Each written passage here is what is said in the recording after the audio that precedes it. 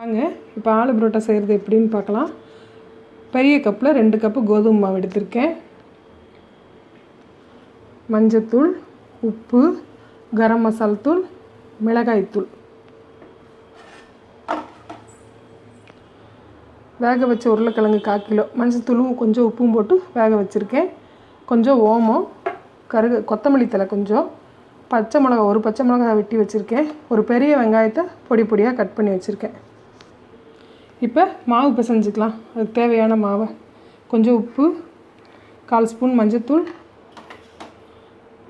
ஓமம் சும்மா கொஞ்சம் போட்டு தண்ணி ஊற்றி நல்லா சப்பாத்தி மாவு போல் பிசைஞ்சிக்கணும். நல்லா மாவை நல்லா பிசைஞ்சிடணும். எல்லாம் ஒன்று சேர்த்து கொஞ்சம் எண்ணெய் தடவி ஒரு 10 நிமிஷம் ஊற வைக்கலாம். அதுக்குள்ளே நம்ம ஸ்டஃபிங்க்கு தேவையான மசாலாவை செஞ்சிடலாம். 10 நிமிஷம் ஊறட்டும் மாவு.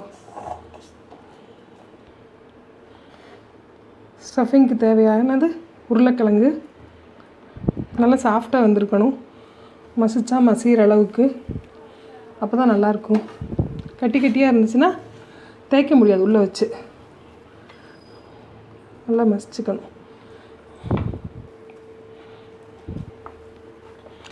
நல்லா இப்போ உருளைக்கிழங்கு மசிச்சிட்டோம். இதில் மிளகாய்த்தூள் கொஞ்சம்,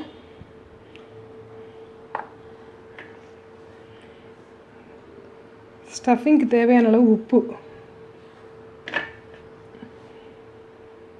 கரம் மசாலா ஒரு 1/4 டீஸ்பூன்,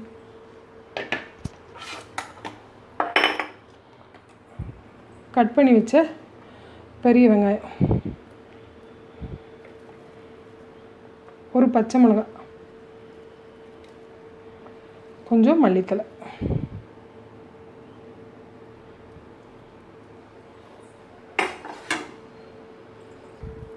இப்போ எல்லாத்தையும் நல்லா கலக்கிடணும். உருளைக்கிழங்கோட சேர்த்து நல்லா கலக்கிடணும்.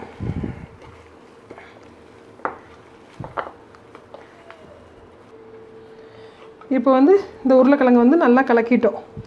எல்லாம் மசாலா, வெங்காயம், மசாலா பொடி எல்லாமே போட்டு நல்லா கலக்கியாச்சு. மாவு 1/2 மணி நேரம் ஊறின உடனே எடுத்து சின்ன சின்ன பால்ஸாக பிடிச்சி மாவை தேய்ச்சி, சப்பாத்தி மாவை தேய்ச்சி அதுக்குள்ளே வச்சு தேய்ச்சி சுட வேண்டியதான்.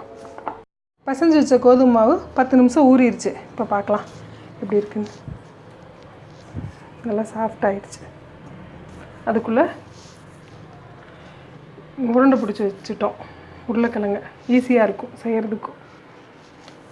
மாவு எடுத்து கொஞ்சம் பெரிய உருண்டையாக, சப்பாத்தி விட கொஞ்சம் பெரிய உருண்டையாக போட்டுக்கணும். அப்போ தான் உள்ள ஸ்டஃபிங் வச்சு தேய்க்கிறதுக்கு கரெக்டாக இருக்கும். கொஞ்சம் மாவு தூவி சப்பாத்தி நல்லா தேய்ச்சிக்கலாம். ஓரளவுக்கு தேய்ச்சிட்டு உள்ளுக்குள்ளே நம்ம ஸ்டஃபிங் செஞ்சு வச்சுருக்கோம். உருளைக்கிழங்கு ஸ்டஃபிங் அதை எடுத்து உள்ளே வச்சு நல்லா மடிச்சிடணும்.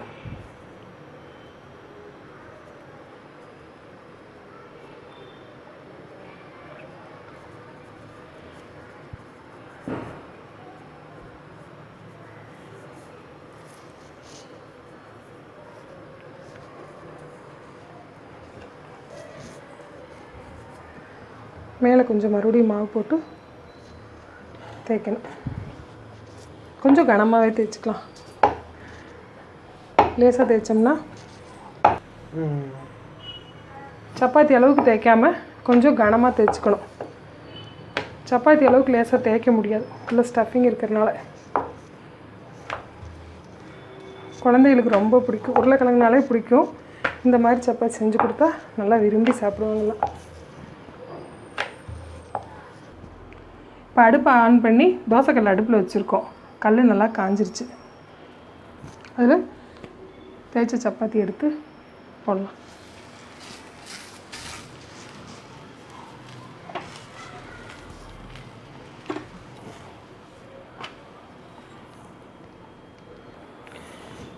இந்த பரோட்டா சுடுறதுக்கு வந்து நம்ம நெய் ஊற்றியும் சுடலாம், எண்ணெய் ஊற்றியும் சுடலாம். அவங்கவுங்க விருப்பம் போல்.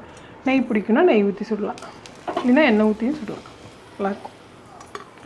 இதுக்கு வந்து நல்லா வெந்துருச்சு பரோட்டா.